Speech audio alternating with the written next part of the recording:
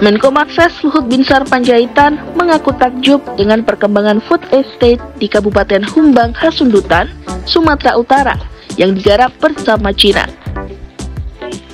Keberadaan food estate ini merupakan bagian dari Taman Sains Teknologi Herbal dan Hortikultura yang rencananya bakal menggunakan bibit hasil rekayasa genetik atau genomik.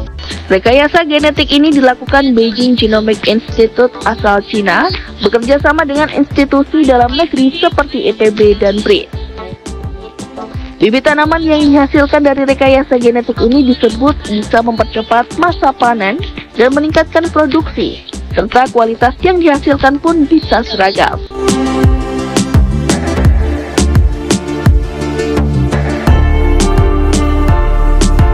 Kemarin menunjukin food estate dan juga TSTH untuk research center. Saya sekarang di Institut Teknologi DL, di amphitheaternya. Saya senang sekali karena Presiden nanti akan panen di food estate setelah lebih 3 tahun kita kerjakan. Itu nanti ada onion, kentang, bawang putih, juga cabai. Ini produk yang akan dibawa sana.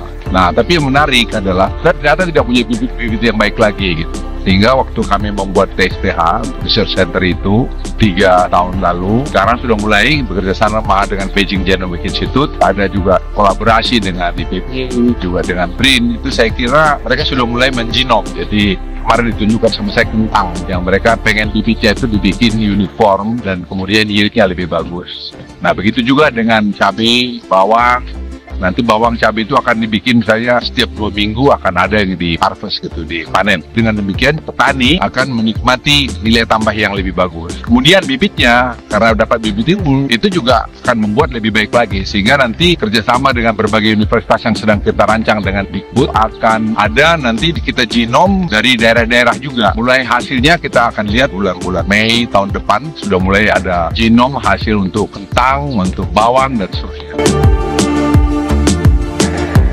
Nah, di samping itu juga mereka sekarang membuat ada durian. Itu tanah yang tersedia 2.000 hektar dan 100 hektar pertama itu sudah mulai ditanami dan mulai digenom juga. Ini juga kita lihat ternyata banyak hal seperti yang kita tidak pernah tangani secara profesional. Misalnya tim saya sudah pergi ke Parigi, ternyata impor durian dari sana mungkin bisa dekat berapa ratus juta dolar setahun yang melalui Malaysia atau Thailand atau melalui lain.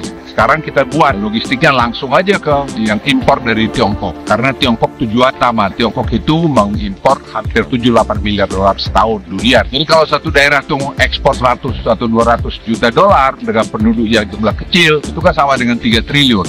4 triliun itu akan membuat nanti sejahtera. Dan kami hitung di Parigi itu bisa ada 3.000-4.000 petani yang ada di sana. Nah, ini perlu kita kembangin ke depan. Kami sekarang melihat dalam plan yang lebih besar, misalnya tanah-tanah yang stranded yang tidak digunakan, itu bagaimana kalau kita tanamin dengan pangan yang bisa cocok dengan situ. Nah, itu perlu lagi satu tadi soil testnya, lokasinya, bibitnya, pupuknya. Jadi banyak sekali yang kita bisa kembangkan di Indonesia ini asal kita fokus saja dan kita tekuni. Jadi jangan merasa pertanian itu kelas 2. Tidak, pertanian itu menurut saya luar biasa tempatnya dan harus ditekuni.